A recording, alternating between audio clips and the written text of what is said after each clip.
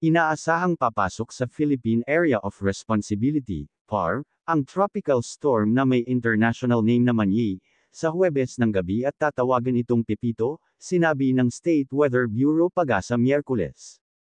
Maaaring pumasok ang Manyi sa rehiyon ng PAR bukas, 14 ng Nobyembre, ng gabi bilang Pepito.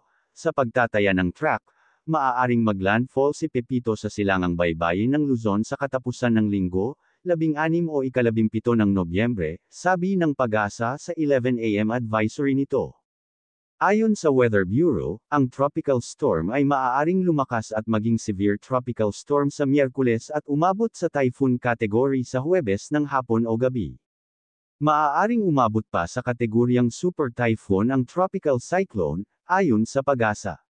Sinabi ng Pag-asa na huling namataan si Manyi sa layong 1,965 kilometro silangan ng Eastern Visayas na kumikilos pakanluran-timog kanluran sa bilis na 30 kilometro bawat oras. Taglay ng tropical storm ang lakas ng hanging aabot sa 65 km/h malapit sa gitna at pagbugsong aabot sa 80 km/h.